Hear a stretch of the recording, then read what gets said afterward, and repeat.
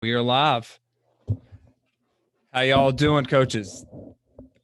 Just getting everything set up. We are back again. I don't know. This is my second live interview, so they're probably like, "What in the world, Coach McKie? Why are we doing this?" I can't get enough ball. I love talking ball. So I'm here with the champ. So 6-time champs, right? Yes, sir. All on one hand. Which finger on the other hand do you put the other ring? You know what? I tell you what, I get the same finger each time because it's what have you done for me recently? The most recent one is the one that matters, and then as soon as we put that one to bed, it's right on to the next year and try to not think about all the things we've done in the past, focus on what we got to do in the future. I love it. Now, Coach, for those coaches that are just coming in, could you tell us who you are, a little bit about your history, and why you were so amazing? Can you? I'm going to share that with my wife. I want to show her this recording. She doesn't feel the same way. Definitely. First of all, Coach, thanks for having me on tonight. Like I mentioned before we started, have first time that we've interacted, but I've heard a ton of great things about you, and I'm honored to be on your show tonight. Thank you. My name is Jason Mohns. I'm the head football coach at Saguaro High School out in Scottsdale, Arizona. Saguaro High School is a 4A school. We've got about 1,300 enrollment, and I started off first year coaching high school football was in 2006. I was the wide receivers coach at an 8-man school on the Native American reservation out here in Arizona called Salt River High School. And then in 2007, I moved over. I took the head freshman coaching job at Saguaro High School and did the freshman team for 3 years. Then I got the running backs job, did that for a year. Got promoted to the offensive coordinator job when our offensive coordinator left for a head job. And then after 1 year as a coordinator, our head coach got a job at Arizona State University on Todd Graham's staff, and I was promoted to head coach. So took over as head coach at one of the top programs in the state in 2012, and did my best to screw it all up in my first year as head coach. And then we rebounded 2013 through 2018. We won 6 consecutive state championships. Really a lot of it's attributed to phenomenal players that we've had, and I think a really strong culture that's been created by the coaching staff that we have at our place. So last year was the end of our run of state championships. It was a state record, 6 in a row in Arizona. The state of Arizona actually created a new thing they called the Open Division for last year. So at the end of the regular season, they took the top 8 teams from 4A, 5A, and 6A into one separate playoff bracket, and so we played against the big dogs, and we actually advanced all the way to the state championship game, the overall state champion of Arizona, and it was the first time ever that top 25 nationally ranked teams met for a state championship in Arizona, and we fell short, touchdown short. We just felt like we ran out of time. We got down early, came storming back, and cut it to 7, and we tried to get to onside. We had about a minute and change left, and couldn't jump on the ball, and it was tough to lose the last game. It was the first time in a long time we lost the last game, but was also really proud of our kids. Number one, for fighting back in that game, but number two, also to rise to the occasion, playing schools with double and triple our enrollment, and really, I think establishing our program as not just one of the best teams in 4A in Arizona, but really one of the best programs in the state of Arizona. Okay, we're going to come back to those championships, but you said something that tickled my fancy. Okay, you said when you first got the job, you did everything you could to try to mess it up, and then you rebounded in 2013. So what did you do in 12 that you fixed in 13? Yeah, very good question. I tell anytime I talk about being a head coach and taking over a program, there's one thing that I always tell people is you have to be yourself and do it the way you know how to do it. I think the mistake that I fell into, and I think the mistake that a lot of first-time head coaches fall into, is they try to do it the way that the person before them did it, or maybe the way their coach that coached them did it. So I think I tried to be too much like the head coach before. He had been successful. He had won state championships. I was a young coach. I took over. I had just turned 30. Took over one of the top programs in the state, and I kind of felt like I had to be what he was. Well, he was an older guy. He was a Marine. He had coached professional football. He was just he was wired different than me, and it wasn't authentic. But me trying to replicate who he wasn't authentic. And I think the players saw through it. My coaching staff, guys that I had known and worked with for a long time, they were like, "What's going on? Who is this guy? We don't know this guy." And so I didn't have fun. I think everything that could go wrong went wrong. We ended up losing. We fumbled the ball going into score in the quarterfinals. Really, I think a game we should have won, and we probably should have won a state championship that year. But we just didn't have it. Just wasn't. We didn't package it together. And I think really I put a lot of that on my shoulders because I just didn't think I was the best version of me. Some of that was attributed to I had lost my dad right before the start of the season, so I had some off the field stuff I was dealing with, and I didn't do a great job of kind of putting some of my baggage on the side and then focusing on the team. So it wasn't a fun year. I really honestly, my first year as a head coach, I didn't enjoy it, and so I took a step back at the end of the season, and my wife got the brunt of it too at home because I just wasn't happy. I wasn't sleeping, and I finally said, you know what? If I'm going to do this, I'm going to coach high school football. I'm not making a ton of money. I got to have fun. I got to do it the way I know how to do it. I got to do it. The things that I did to be successful that allowed me to go from being an 8-man assistant coach to being a freshman coach to climb the ladder was, being a guy that builds strong relationships, that connects with players, connects with coaches, really rallies people together more on the relationship side rather than the, bravado side. And so that was it. I just said, hey, I'm going to do this my way. I'm going to do it the way I know how. And I got myself at peace with, if I do it my way and I fail, at least I know I was having fun and I was doing it, I was doing it to the best of my abilities. Once I kind of switched my mindset, is really when things took off. I started allowing my assistants to coach. And I mentioned that to you when we first started talking. You got to, as a head coach, you got to hire good people and you got to let them do their job. And if you feel like you've got to micromanage them, then you probably don't have the right person. And so that was it. I really, as much as I still try to stay involved and be involved in every decision that goes on, my name's on it. But at the end of the day, you also got to trust your guys to do their jobs. And I think once I did that, I took a step back. I gave those guys more ownership. That the whole thing really came together, and we've been able to keep it together. That says a lot about you as a person, that you can reflect upon the season, see that, you weren't the best version of you, and then to change it, especially when you're at 30. Because usually when we're at 30, we're kind of locked in to what we do. Yeah. So and I think that's so important. I think, as a coach, you've got to constantly be reflecting on yourself and your decisions that you're making. And, people, head coaches know every decision you make, people are going to like it and people are going to hate it. But you've got to be able to reflect and go, okay, if 90% of the people believe in what we're doing something right. If 40% of the people hate what we're doing, I might need to take a step back and think about what it is, the decisions I'm making and how I'm doing things. And so, yeah, it's kind of like that 10% rule I live by. If 10% of the people aren't happy, that's just natural. You're never going to please everybody. But once that number starts jumping above 10%, then I got to start, really taking a look at how we're doing things, how I could do it better. Okay. I like that you say self-reflect. So is there like a way you self-reflect? Like I know some people try to meditate, some people journal. I know this kind of sounds woo-woo for football coaches, but is there some people like to lift weights? Do you have like a strategy for reflecting, or is it just like you're in the shower and you just get a moment of clarity and you're like, I need to change that? The way I self-reflect is I just don't sleep. And so at 4 a.m.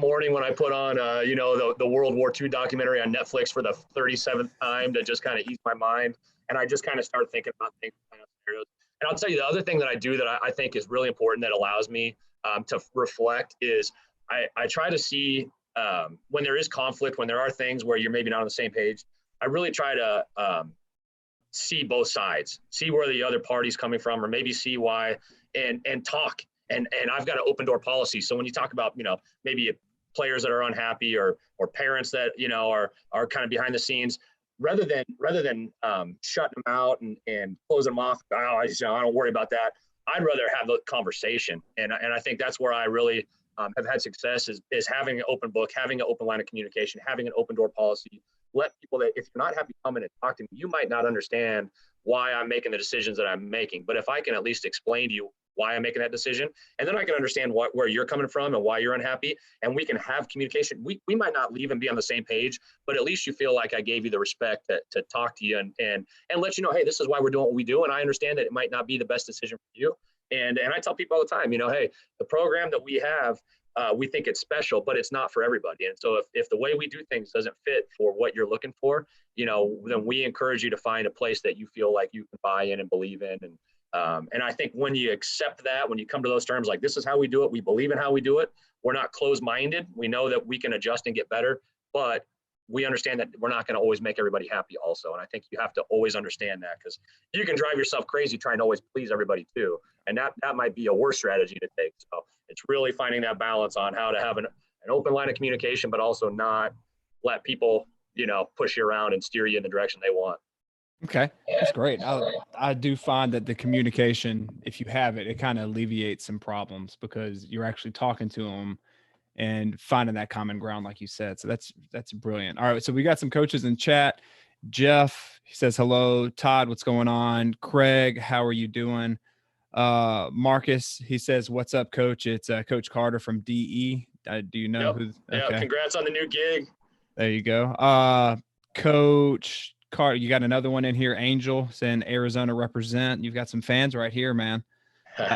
How you doing? Jay says, well said, coach. Relationship is the key. Care for your kids and trust your staff.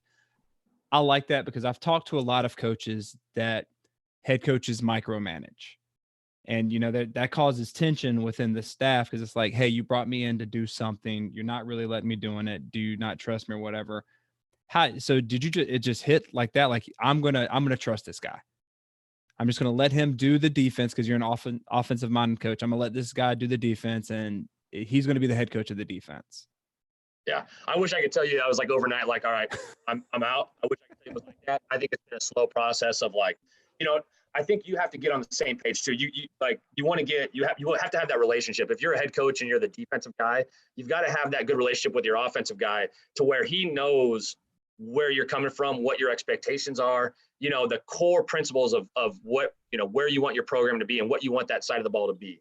And you have to align on that. And so I think if you can align on those things, you can really sit down and have those conversations about this is what we believe in. This is who we want to be. This is what we want our identity to be. You have to have those.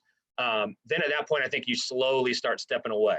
So my second year as a head coach, I was still probably more involved than I should have been, but I was less involved. And then my third year was a little bit better. And then my fourth year was a little bit better. And now it's like, I kind of let him run the show. Now I'll go sit in on the defensive meetings on Saturday and Sunday, and I want to see them line up the defense, and I'm going to watch film, and I'm going to call them up and say, hey, when they're in this nub tight end look with trips away, how are we playing this? I just want to make sure at the end of the day, when we line up on Friday night, I've at least seen what we're doing. I've signed off on what we're doing, because the last thing you want is a head coach chasing up and down the sideline, complaining about what are we doing? What is this?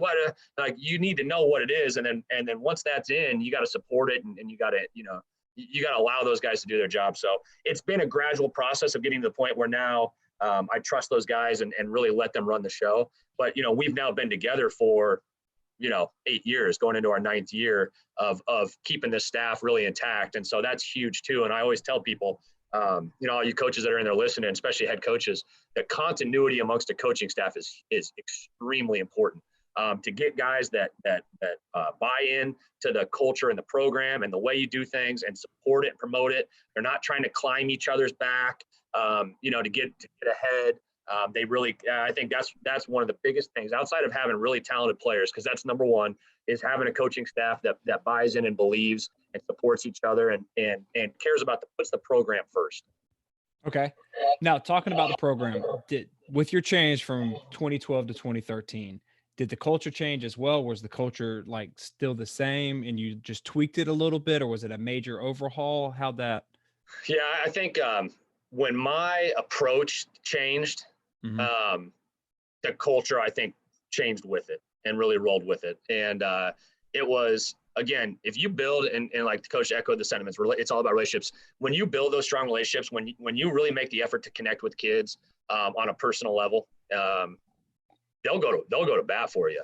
If they believe in what you're doing and why you're doing it, and you explain to them, hey, this is why we're doing this, and this is how we're going to do this. I think if you really let them have some ownership and be a part of the decision-making processes and let them know why you're doing things, not just because that's what I said we're doing, that mentality doesn't work with kids these days. So yeah. I think when you let them take some ownership and you really spell out why you're doing the things you're doing, kids, I mean, they want discipline, they want structure, they want to work hard, they want to do all those things. So I think as I kind of evolved into being the coach I wanted to be, I think the program, all of our coaches, they were happier. People were having fun. People wanted to show up. I mean, when I was miserable in 2012, people weren't excited to come to practice. I mean, I can only imagine. Coaches, I was stressed out. I felt like the weight of the world was on my shoulders. I was kind of in a bad place, in my personal life. And so I'm sure that I wasn't really fun to be around. And that was probably reflected on the players. And when the assistant coaches aren't having fun and they're not happy to be there, they're probably not having that much fun with their kids. And so, yeah, that was the whole, I think, shift of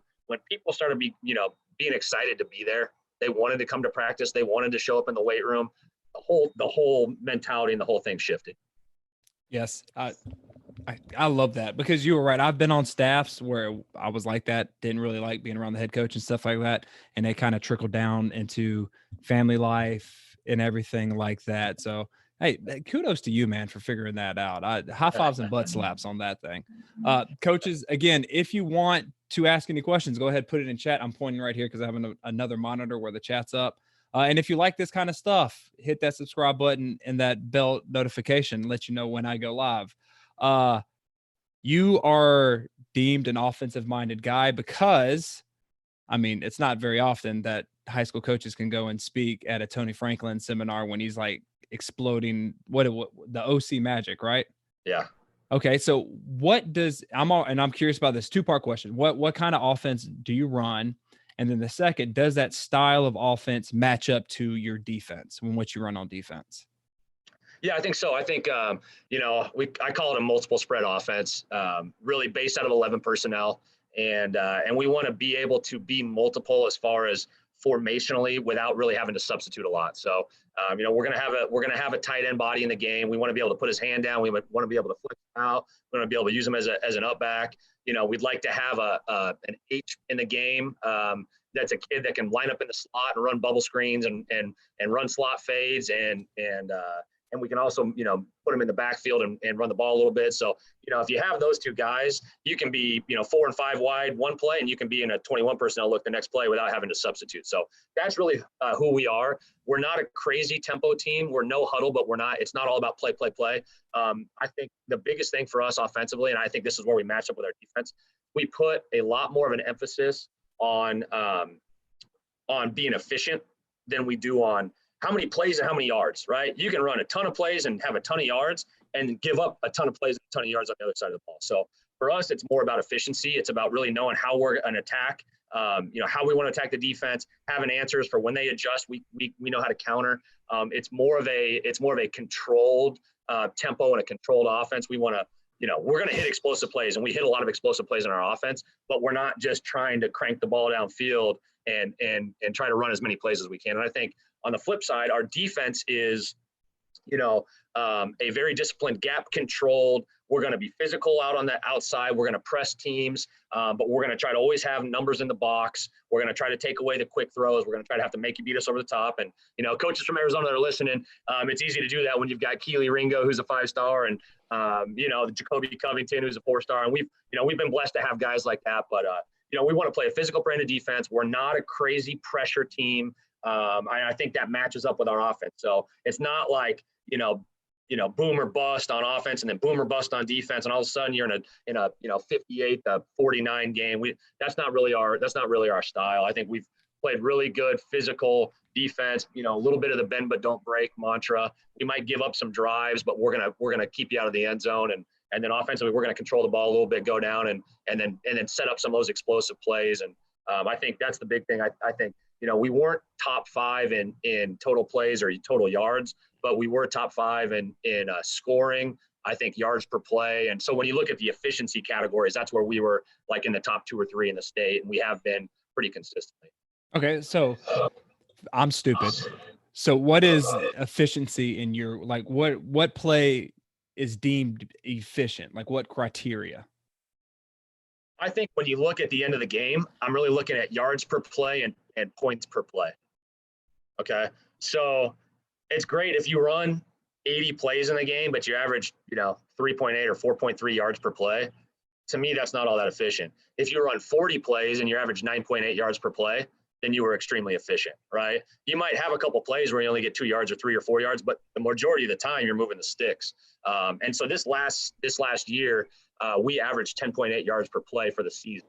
And we played the best competition we had played. We played 2 national out-of-state opponents, and then of course we got in the playoffs and played in the open division and played 3 of the top 8 teams in the state. So that I felt like, given the competition that we played, and I think 7 of the 13 games we played were against playoff elite caliber teams, and we averaged over a first down, almost 11 yards per play for the year. That's really where we want to live. So there was games we ran 38 plays. There was games we ran 42 plays. So we're not running a ton of plays, but when you average 10 yards per play, you can run 40 something plays and you're still close to 500 yards of offense, but you're scoring points because you're moving the ball, you're being efficient, you're controlling the clock. Okay, so running that many play or that few plays in a game, is that a game plan decision, or is that in the moment you're like, okay, let's during the game you're like, let's take the foot off the gas a little bit, let's chew up some clock, or how does that work? I'll tell you, it's not even a mentality of slowing it down. I think it's a mentality of if you call the right plays, if you really have a plan of how to attack, you don't need to go on 12 play drives. We have shorter drives, so we might go on a 4 or 5 play drive and score a touchdown, right? And then our defense, they're not like pin their ears back, come after you, so they might give up a first down or two on their drive, but they're going to get a stop. And then, so when you go through the ebb and flow of the game, and there's times that in the first half, we've run 18 plays but we scored 35 points. And so I think that's the thing is it's the efficiency of, hey, we're scoring on drives. We're not going on these long drawn out drives. It's just I think it's just how it's worked out for us. And then I think some of it's attributed to if you average 40 plays per game on the season, you've got to look at some of the games where, you're up big at halftime and you call off the dogs and you pull some of your guys out and you slow it down and, clock's rolling. And I think some of that plays in a little bit on the play number coming down when you're just trying to kind of milk the clock and go into more of a 4-minute offense too in some situations. Okay, how does that tie into what you practice? Do you no huddle, like try to get as many reps in at practice? Or are you still kind of like slow it down a little bit? Because if your tempo on game day, your tempo in practice, if you slow it down on games. So what's your philosophy on that? So we change our tempos. We call our base tempo yellow light. Okay. So we have yellow light, red light, and green light. Okay. So yellow light is our base tempo, which means we're no huddle, but we're going to flip flop our X and Z. So most tempo teams, you have the X's on the left, Z's on the right, and they stay there so you can go fast, right? And we did that a few years back. But what I came to the conclusion of is typically our X receiver is our best guy. And I want to be able to isolate him backside one-on-one opposite trips. So if I just keep my best guy on the left all the time and the ball gets stuck, on the right hash, then he's the number one to the 3 receiver side for a whole drive. And I can't really isolate him. All right. So we flip-flop that. So we're no huddle, but we're flip-flopping. We're trading our guys. We're not trying to snap the ball as fast as possible. I think you have to have an idea. So it's controlled tempo. I think the other thing too is, and I'm sure there's coaches that are out there listening, with our roster size, a lot of our guys play both sides of the ball. Sometimes we'll have 3 or 4 guys that start both ways. Most of the time, if we're like last year, we were lucky. We only had, I think, 1 or 2 guys that started both ways, but all of our number 2s on the defense were the number 1s on the offense and vice versa. All of our number 2s on offense, were the number 1s on defense. So does it do us any good to go fast tempo and really try to go as fast as we can? Because a lot of those kids are turning around and playing on the other side of the ball as soon as that drive's over. So are we gaining an advantage by going tempo? Now, if you're at a school that has 4,000 kids and you've got 2 deep on both sides of the ball and they're all different kids, then yeah, man, tempo that, what out of people and run them. But don't do it just because, hey, all these college teams are running tempo. Well, that might not fit your personnel and it might not fit your school that you're at. So I think you also have to understand, why are you going tempo? Okay. Now, if we want to go fast, we'll go to our green light tempo. And now our X stays on the left, our Z stays on the right. We can run our base offense and just signal in like we normally do, or we can run our one-word play calls, or we can run our sugar huddle package, or we can run our fire package, which is our 2-word play call. So we have some different ways to then go fast if we want to change the tempo, and we'll practice that. We'll do 1 day a week. That's a tempo period where we change our tempos and work on going fast and getting into that. Okay. And then red light would be our 4-minute offense. Get into a huddle, slow the ball down, snap the ball when there's 5 seconds on the clock. That would be our red light where, hey, we're really trying to put our foot on the brake a little bit and slow this thing down. Okay. So 3 different tempos that you put. I love that. So where do the sugar huddles come in? Is that red light? Is that yellow? Is that green? Sugar huddles in the green light. It's a green light package, but it's not about snapping the ball as fast as possible. It's about getting that little muddle huddle right up off the ball. We're going to get up 3 yards off the ball, and then we're going to break quick, get up, snap the ball, and go. So you're not tempoing based on the play clock. You're tempoing based on the time from getting out of the huddle, lining up in your formation, and running your play. That's where the tempo comes in.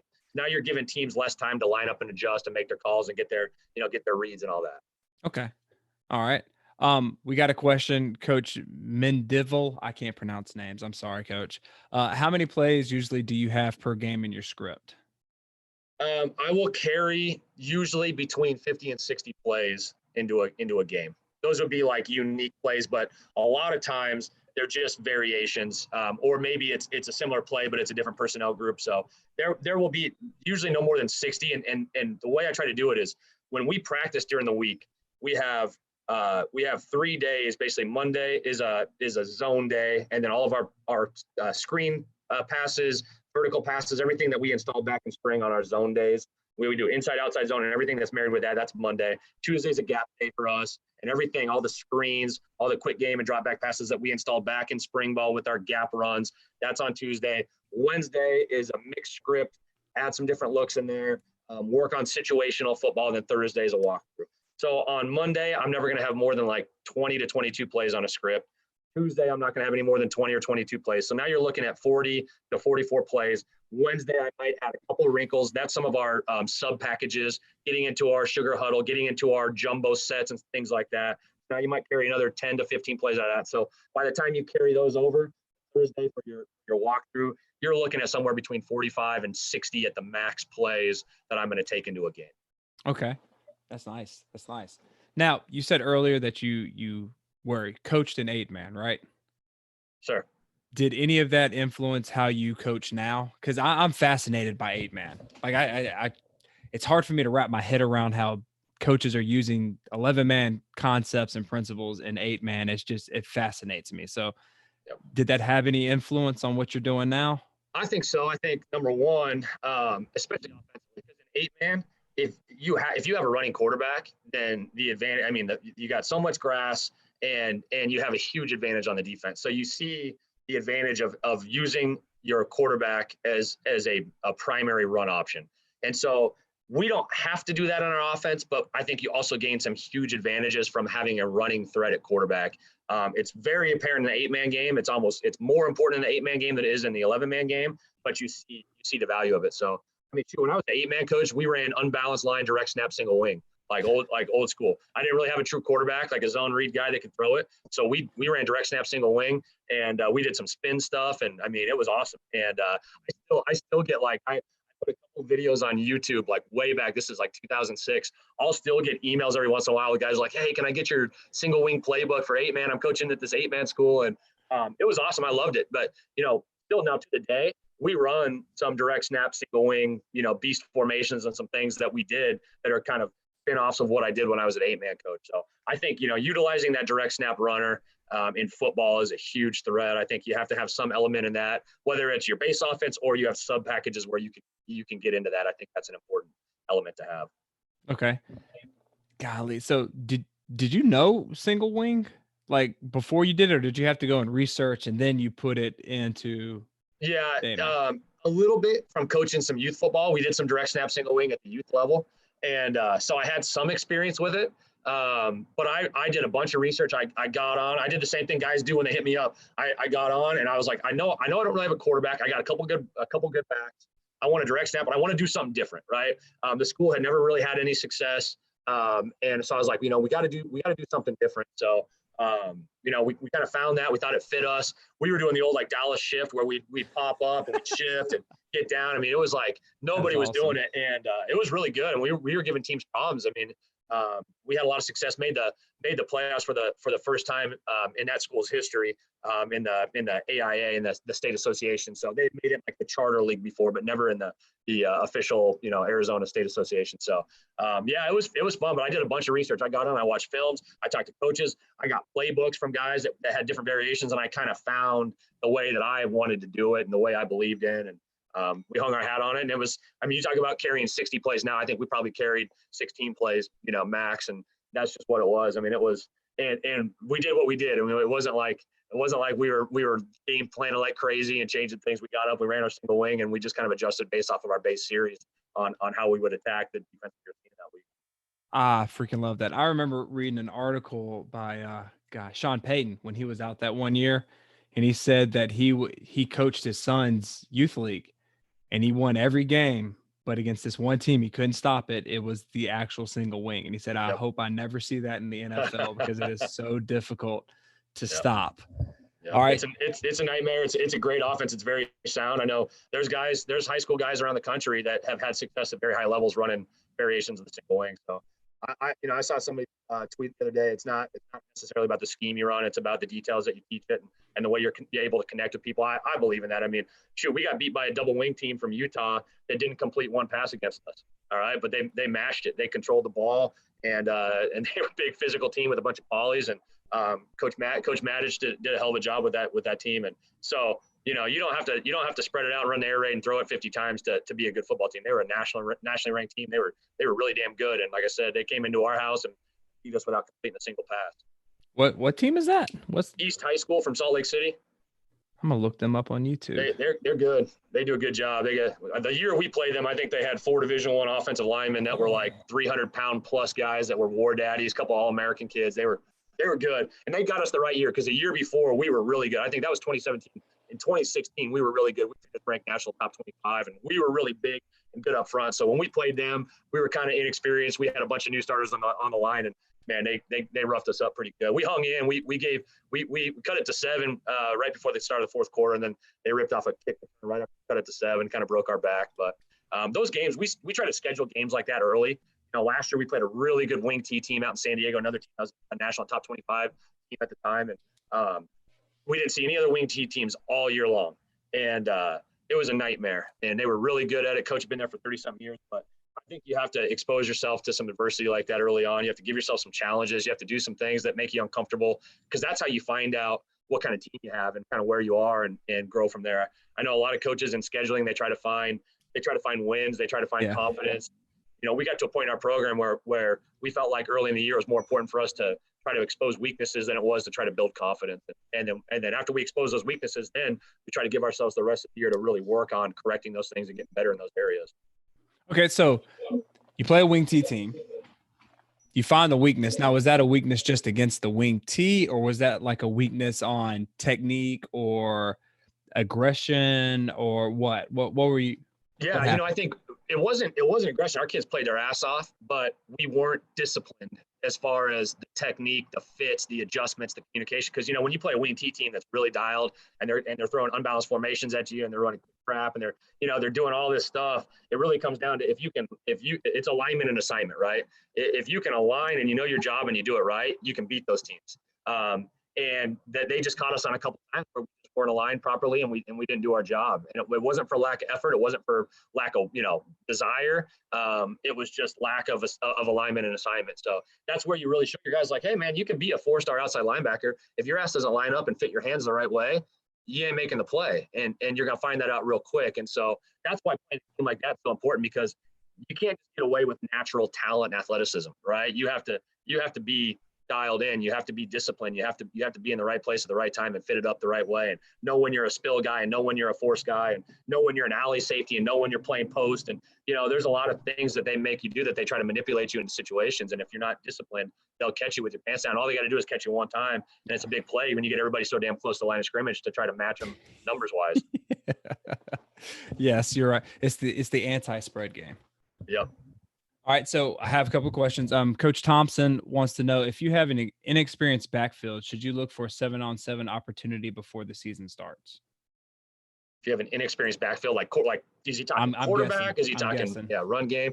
Yeah, I mean, look, I'm not a huge 7-on-7 guy. I think there's definitely some benefits to it. You're going to allow your quarterback to get through some progressions, throw the balls, try to build some timing with your receivers. Yeah, I think if you got young guys, you just need to give them opportunities to get out there, run through your concepts and throw the ball. But I also think you got to do it the right way. In Arizona, we have all these 7-on-7 tournaments, and it's all about winning the tournaments. And so then it turns into, are we really running our offense? Are we really running our defense? Or are we running the 7-on-7 version of our offense and the 7-on-7 version of our defense? If you've got a young quarterback and you're playing in tournaments, it turns into like street ball and it gets away from real football. I don't know that there's great benefit in that, other than your kids are competing and they're together and, there's benefit there. So I think, if I got a young quarterback and a young inexperienced backfield, I might want to have more of the controlled setting where maybe it's like a a true passing league with a head coach of a school that I've got a good relationship with, and we can work together and we can bingo a play and give us the same look. Because I think sometimes if you get into the tournaments, then it's like it's all about running as many plays as you can, and as soon as one possession's over, the other team's lined up ready to run, and defenses are playing two man, and you can also pick up some bad habits. So I think you have to understand, like, what are you trying to get out of it? Is it just competition and go play all those tournaments? Is it truly development? Then you might want to do more controlled setting passing leagues where you go to somebody's place or they come to your place, and you slow it down and you really take the time to coach and teach during that period. I agree. I hate the tournaments because then they put stupid rules in, like no passes behind the line of scrimmage count, and that may be your fourth pass because everybody, like you said, is running cover 2 man. Or on the flip side, you have offensive coaches that run the smash and the running back straight through the center's butthole, and you're like, you don't do that. Mesh routes at the line of scrimmage on short yardage plays, and you've seen it all. And the hard thing is I've been guilty of it. I'm a competitor, so you get in those situations, you want to win. I mean, look, I love doing all the right things. I love relationships. I love that. But at the end of the day, I think the main reason why I do what I do is because I love to compete, and I love to compete because I like to win, and I hate to lose. And so you put me in that situation sometimes too, and I'm like, all right, we really try, and I build a script. I actually build a script for 7-on-7, and I kind of break it down into post safety looks, split safety looks, 2-man, and so I'm trying to make sure I'm sticking to a script of stuff I'm going to run, and realistic calls in situations like that. But then sometimes you get caught in, like, all right, this team starts talking, and and we start, that's when then you walk away and you're like, man, we just played 8 games in Arizona. It's 110 degrees and it was chippy and kids are talking. Like, that's really not what it's about. You want to compete, but you don't want it to be a total, SHIT show. And so, I think there's good and bad. There's some great things you take from it.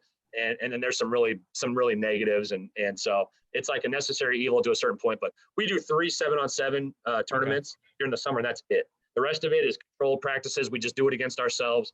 So we kind of do the bare minimum. We host a JV 7-on-7 on Monday nights. We have like 4 or 5 other teams. Nice. We do a round robin. We don't keep score. We don't have a winner and hand out trophies. We really try to just get reps and coach. And so I think we do more towards the minimum. I know there's teams that don't do anything. We're not that team. I feel like, it's good for our kids to go out and do Arizona State's passing league because Arizona State coaching staff's there. They can get some exposure. They might get recognized. So I think you gotta create opportunities for exposure for your kids because they want that. But you also don't want to.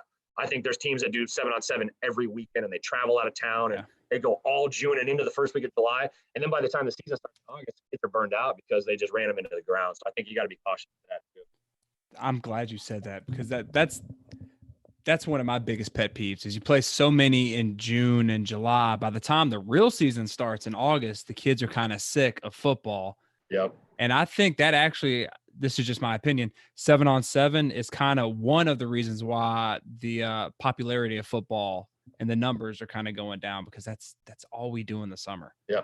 It's not spring too, because now they're playing there's all the club teams and all that stuff. And and we have kids that get flown around the country to play for these sponsored club teams. And, so they start doing that in February and they do that all February. And then we go to spring ball and the spring ball ends and then we try to do all these 7-on-7s in June. And, the kids get to the 4th of July week and they're like, oh, I'm just so tired of football.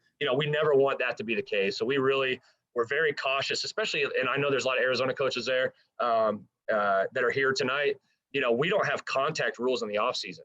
So we can go out to the field with our kids and we can't be in pads, but we can run 3-hour practices every day, all year long. Oh, wow. So with the exception of Sundays.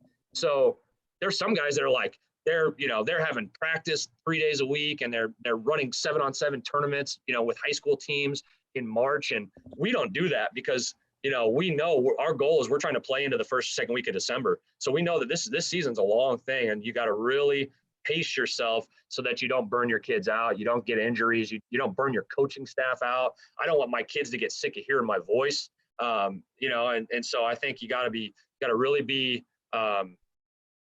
be particular about how you're doing things and when you're doing and when you're ramping up and when you're scaling back. And you got to really kind of find that balance because everybody thinks more is better, but I can definitely tell you it's not. And sometimes more can get you in trouble and lead you to a really bad season. Yes, I completely agree. Now we have a question about your practice. Do you do both offense and defense in one practice? Or are you like Monday it's offense, Tuesday it's defense? How do you structure your practices? Yeah, I would tell you that's the biggest conundrum in our school is we've been right on the balance of being a two platoon team or having two-way guys. And last year was the very first year ever that 2 of the 3 days a week we practice as a two platoon. So we practice offense, defense separate, then we would come together and do good on good Okay. situations. And then Wednesdays we called it our OG practice. We go to our old school, half the time on offense, half the time on defense. Get all of our guys get a practice on each side of the ball. Before that, we'd always been half the time on offense, half the time on defense. And so we do offense and defense every day. It breaks down to about 65 to 70 minutes on each side of the ball a day. I think that's better personally than having a day where they don't do anything on offense. I think I want my kids doing stuff every day. You got to be smart about it. You got to be super efficient, right? You really have to. We film all of our practices from a drone. We have 2 drones up in the air. We have a whole team of student assistants that help us film. We have a coach that gives them a detailed plan of when the drone's up and when we're changing batteries and when the drone's up on the other side. Because if you're doing both sides of the ball and splitting the time in half and you're already limited on time, you have to be very efficient. So you can't spend a lot of time. Your O-line guy can't go off on a lecture for 7 minutes on how it used to be, and we don't have time for that. So you got to coach off of film, and I say that to my guys all the time. You have to coach off of film. Next play, let's go. We got to get it on film. That's how the college guys do it. And then you got to utilize the huddle and I think that's the best thing that's come out of this whole situation is coaches and players learning how to do this distance learning, getting on the computer, having meetings, being able to put the film on, talk through the film. And we've really tried to do that through huddle, but I think now we'll be even better at that going through this and all these Zoom meetings. But it's really important that you're efficient and that you do that. So yeah, we're going to split it up 65 minutes O, 65 minutes D. And then the next natural question is, Coach, when the hell do you do special teams? All right. So we are lucky enough to have a football period in school. So when we're in season, Mondays and Tuesdays, then we'll use those football periods to lift. Okay. On Wednesday, we use our football class. It's a full hour of special teams only. So we do all of our special team install, everything's all on Wednesday. Now our specialists will work and do some stuff on the side on their own. But as far as the scheme, Wednesday during football class, we bring them a little early and we spend a full hour on the field strictly dedicated to special teams, going through all of our specials. And then of course, again, Thursday at our walkthrough when we get back in and run through them again. So that's how we've done it to try to maximize the practice time for the offense and defense and not try to jump into a special team period and jump back in because, that's tough when you have a lot of moving parts. So we've just separated that special teams into its own special 1 hour practice. Okay. I like that. I really like that, especially the football class aspect. And I'm sure the kids like doing part of practice on Wednesdays in class. So it makes practice a little bit more faster and they can get home. And I firmly believe that if you're keeping your kids on the field more than 2.5 hours, you're doing everybody a major disservice because that really after about 2 hours and some change, that the learning just falls off and the kids get fried. They've had long days of school. Their girlfriend's pissed at them. Their mom's mad at them. They got a D in science. They got all this stuff. And so you get so much of learning capacity and energy and effort, and then it starts trailing off. So, any coaches that are out there, that's another thing I highly encourage you. I mean, when we're going offense and defense, we give each guy 65 minutes. We do a 5-minute dynamic warm-up that's real quick. Everybody's moving. And so we're trying to keep those practices down to about 2 hours and 15 minutes. And that's really even longer than we want to be. But that's about as short as we feel like we can get the stuff done that we need to get done. Okay. Awesome. Now, circling back to offense, you have some amazing courses on CoachTube, but two tickled my fancy because I like to pass the ball. That's no surprise. One I really love because I love the Y cross. My philosophy is when in doubt, Y cross it out. So what, in your opinion, makes Y cross such a versatile pass play? Yeah, I'm with you. I love Y cross. I think number one, not a lot of high school offenses have great ways to attack the middle of the field kind of at the intermediate level. And Y cross is a great way to attack the middle of the field kind of from an intermediate throw. I think number two, and most importantly, is for us, it's a true progression read, right? So we start, it's 1A to 1B, 2, 3, 4, or, if we get danger, we have a check down. And so it's not so much, hey, post safety, off and inside leverage corner. It's really more so like we're going to start here, and everything's breaking back into the quarterback's natural progression. So I think it's just a pure progression play. You can really teach your quarterback how to scan left. It really goes left to middle. It's not even a full field read. It's really a half field read because everything breaks back into his vision. So yeah, I think it's a play. You can dress it up a lot of ways. I think the thing that's great about it, and that's like in my Coach Tube course that I talk about, is opposite the cross, you can run any variation of high-low concept that you have, whether it's a sail concept and you're attacking a little bit deeper downfield, or you're running an out concept, or you do it like we do our base with a bubble screen from the two. You can do it off your screen, your fast screen and lock game. You can dress it up a lot of different ways. You can do it with back motion out of the backfield to create the stretch and the flat attack. So I just think the versatility of the play, you can dress it up a lot of ways, but it never changes the quarterback's pure progression, working left to right or right to left, depending on how you call it. And see, that's why I love that play. Now, I feel like I've been saying now a lot today. I need to do that. Someone clown on me in comments and make me stop that tick. You know what? It's easy to sit on the chat board and pick on people for, not using perfect language, but you put the microphone in your face and see how you talk. I find a little problem sometimes teaching my Y how to find that grass and sit down, or when it's one high to snap it across or anything like that. Do you have any coaching tips or tricks to get that man to, because to me, that's the wide receiver that makes that play go, because they have so many options to make the defense wrong. How do you teach that guy? We really kind of try to keep it streamlined. So we tell our guy, it's kind of the base over out. We really want to go understand. We want to push vertical over the mic. What we really want to do is we want to get kind of a vertical push. So we want to really push that thing vertically over the mic to about 10 yards. And then we give our guy an aiming point. We want to be 12 to 15 yards across the hash. So, if you get the post safety, we want to really snap that thing and flatten it down. They're just really working the grass. Much like if you're running a glance route and you're trying to set that angle and make yourself friendly to the quarterback, right? It's kind of that same idea. So it really just push that thing vertical at 10, stick your foot, and then you're really just trying to make yourself friendly to the quarterback. Find that grass, flatten it if you have to flatten it, set it a little bit higher. If they're dropping a curl play or hanging, you want to set the higher. But we just really give him a landmark between 12 and 15 yards as he crosses the hash. That's where we want him to be. We really keep it simple. We don't want to give him too many options. I think the more options you can get, the more options they have to screw something up. Yeah, that's true. Give them too many choices and they don't make the right one. Coach Wheeler says our quarterback last year never hit the cross on Y cross. He could hit the vertical or the short route, but he was never able to see the cross. Do you have any suggestions for him? What's funny is some kids don't like that throw. The intermediate throw is over the middle, scare the bejesus out of them. And so that's really just training feet, pocket awareness, pocket presence, and progression. And really getting that kid used to getting to that progression. So I think that's it. If you really work that natural progression, you can train him how to throw it. But I will tell you this.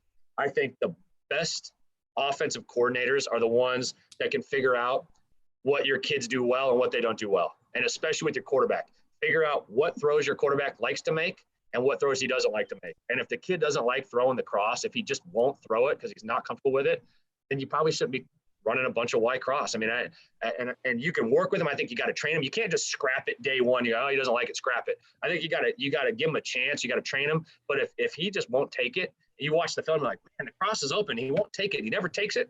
Well, then why are you calling the dang play? Let's figure out what he does well. Let's figure out what he likes. Have the conversation with him. Hey, here's the script. What do you like? I give my kid a highlighter and a script. I say, highlight the stuff you really like. That's when you start finding out. They're not even necessarily telling you what they think is good against the defense. They're telling you, I feel confident throwing the 10-yard out. All right. I feel confident throwing the post curl backslider. You'll start getting a feel for like how your quarterbacks could work. And I think you want to put those kids in position to be successful by doing things that they feel confident in, and try not to ask them to do things that they're not comfortable with. So how long do you go before you realize this kid doesn't like this concept? I'm just going to scrap it.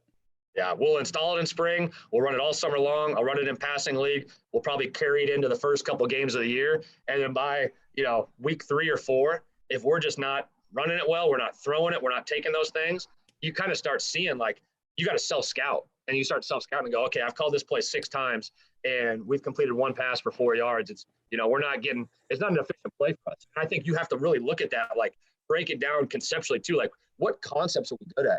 And we've seen years where 1-back power was like one of our primary gap plays.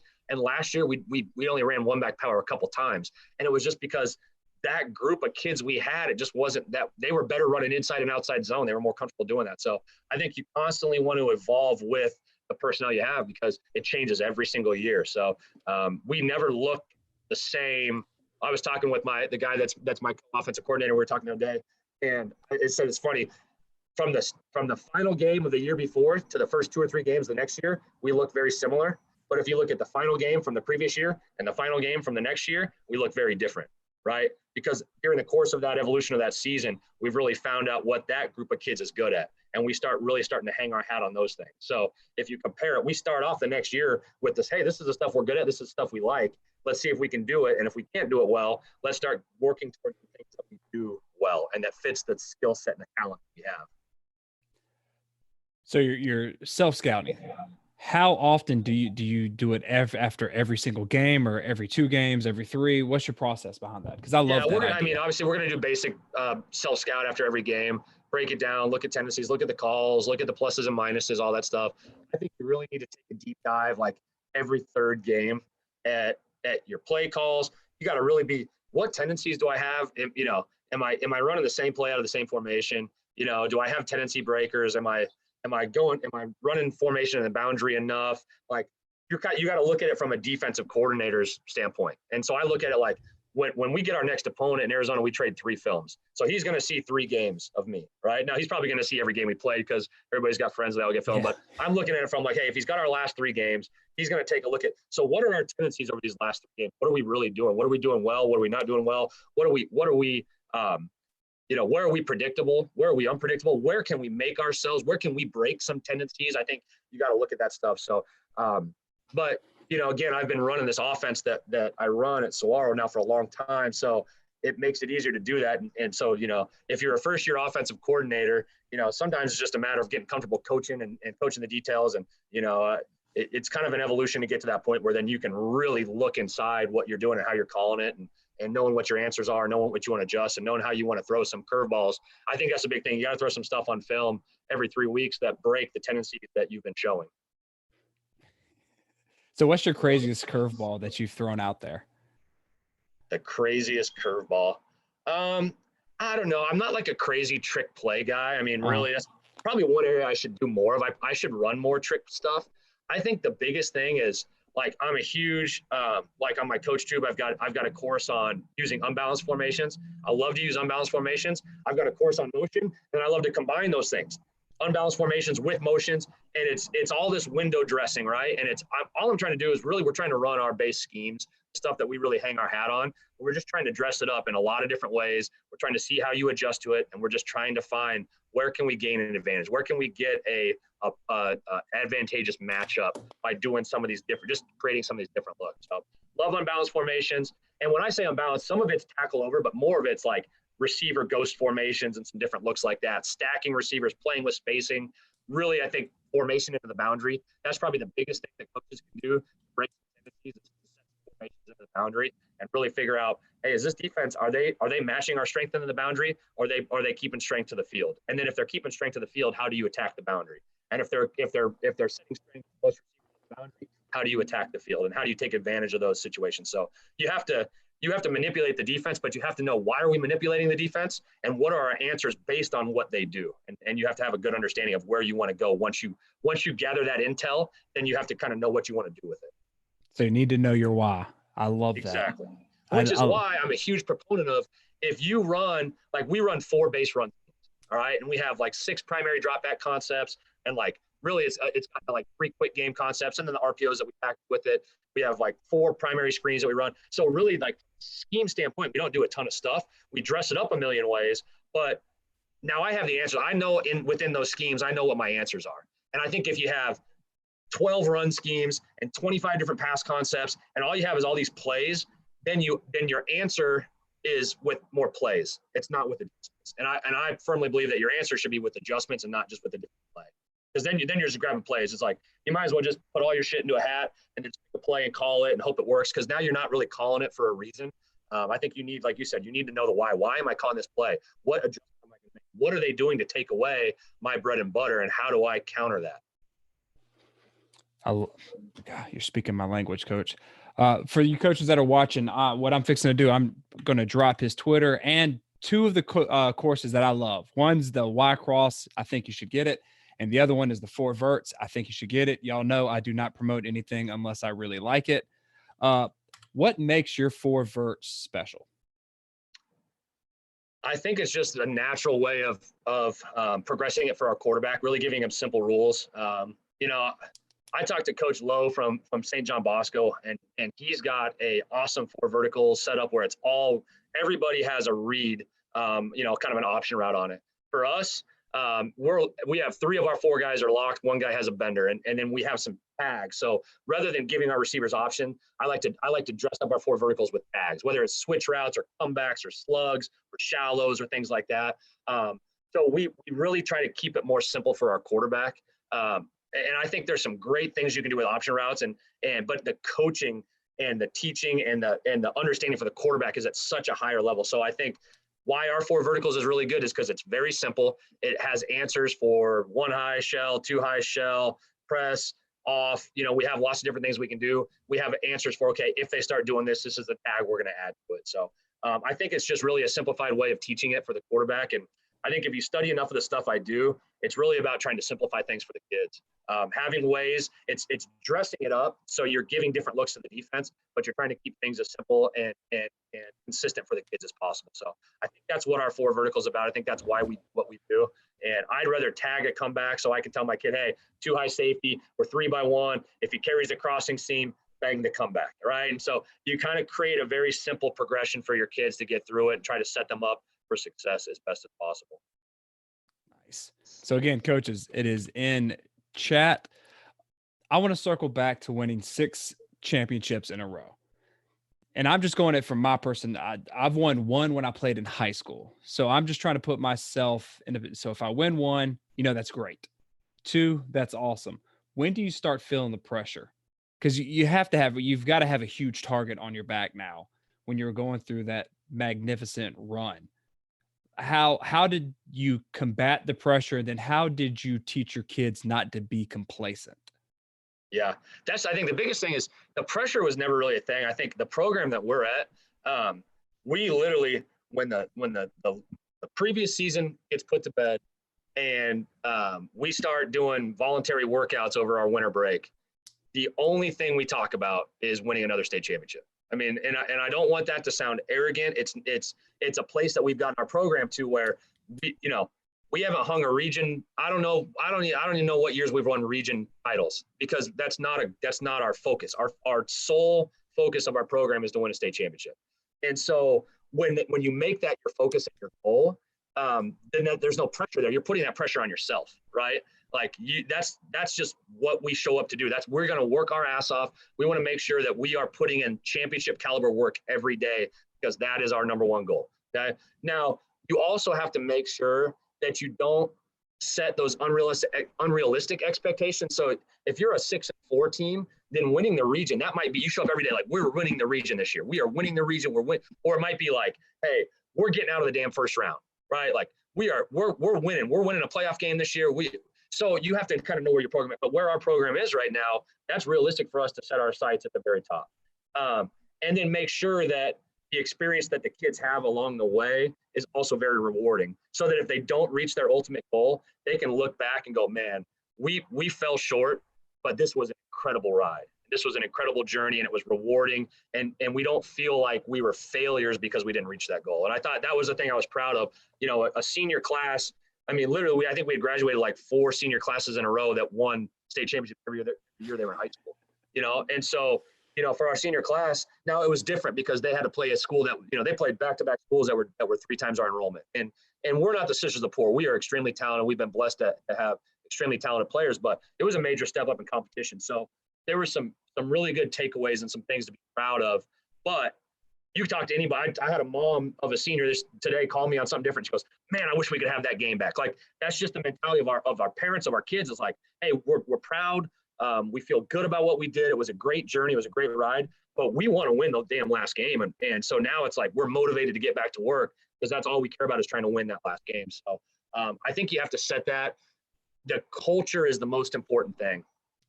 And so the kids have to know, like, the kids that just won the state championship last year, half their asses are gone, right? You guys aren't the state champions anymore, right?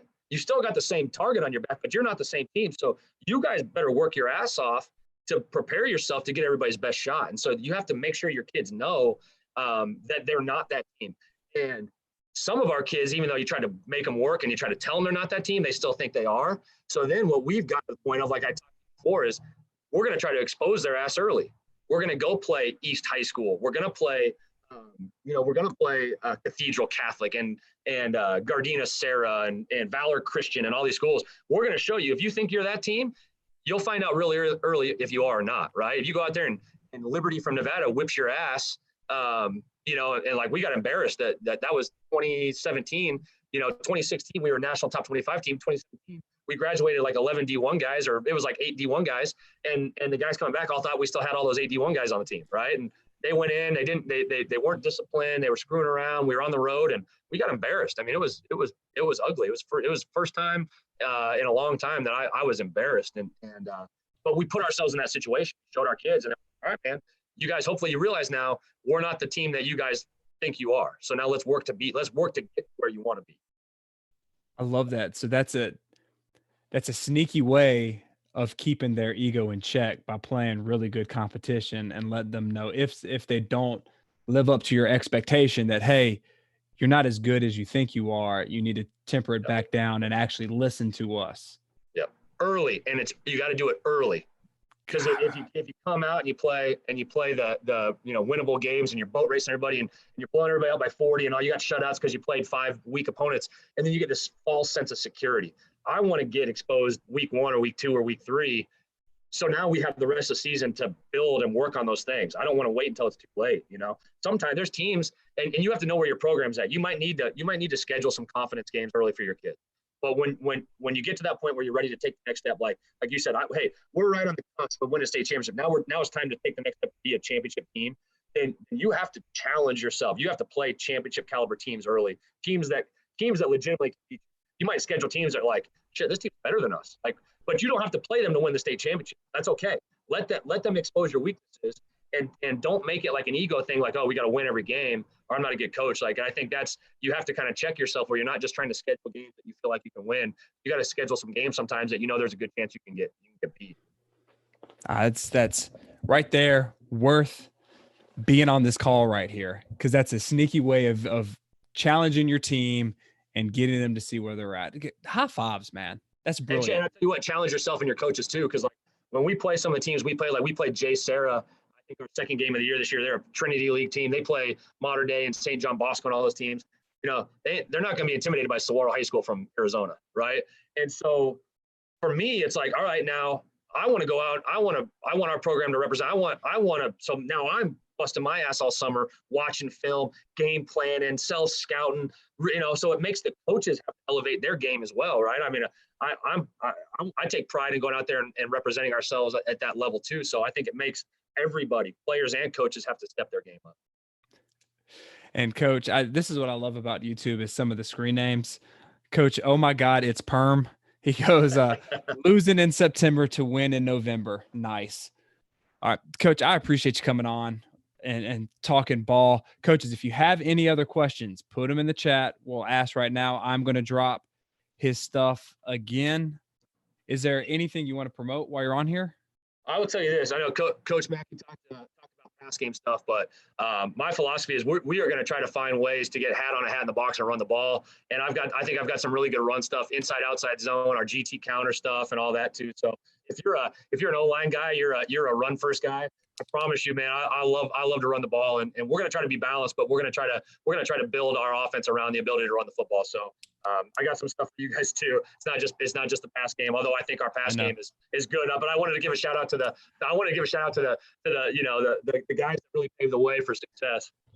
And you do have some good stuff. I loved your thing on game planning and installing in the spring and summer. You have some good stuff. I'm just partial to the pass. That's just what I am. I love the pass. And coaches, thank y'all so much for being here. If you need anything, again, his Twitter is in the chat. You just reach out. He is very personable. He'll answer any of your questions. And thanks for coming on, man.